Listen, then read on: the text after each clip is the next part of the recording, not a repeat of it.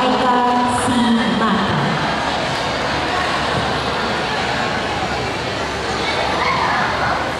Imagine having to wake up each morning, not knowing where your next meal will come from or if you will have a roof over your head and a safe place to stay or even to sleep on.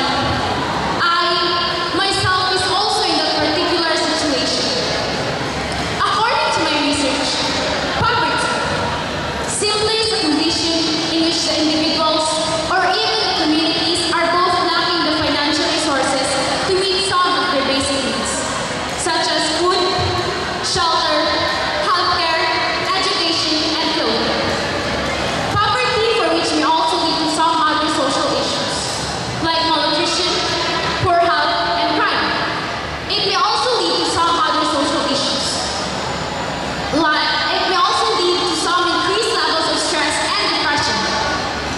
First and foremost, allow me to introduce myself again. My name is Zuleika Mata, and I was raised in a type of a family where we're not that poor, but also not that rich. Yet, we're still struggling. Among the siblings, I was the youngest and the only daughter.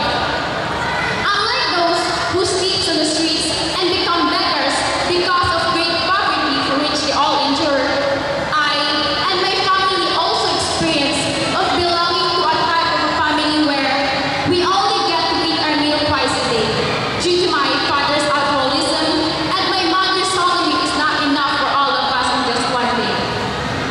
I finally made the decision of becoming a working student when I was 10 or 11 years old in order to help my parents while continuing my education. Not only that, though, but one of the primary reasons is my strong desire to complete my education. Being a working student is difficult, mostly because you have to manage your time properly and set some boundaries. However, I didn't allow it to deter me from reaching all of my goals. Instead, I persisted in thinking about the primary reason I had and why I initially committed myself to it. Everything went as smoothly as I had anticipated. Not until I turned 18. My mom decided to go on separate ways with my dad due to his strong addiction on alcohols, for which not only affected my mother, but also my siblings and me. That separation has a great impact on my brother's health as well as his academic performances. It is also a major factor for him to stop college.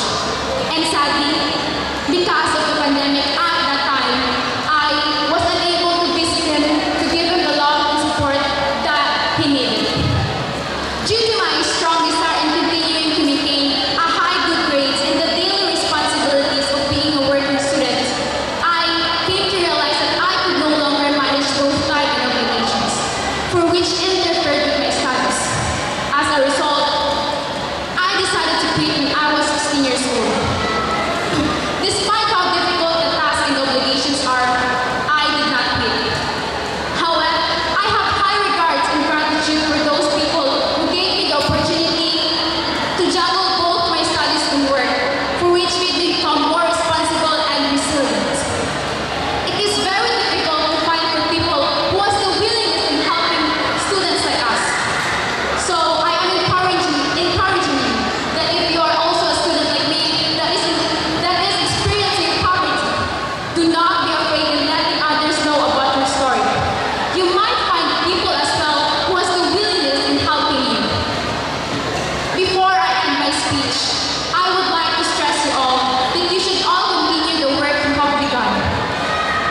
I am truly aware of how difficult poverty may be, but you can overcome it if you have the guts to become that one person you have always wanted to be. Being a working student is one of the ways we have viewed it as a tool that may help us succeed. It is not against the person's dignity or drive for independence. If there's a will, then there's a way, as the proverb goes. Thank you. Hardships of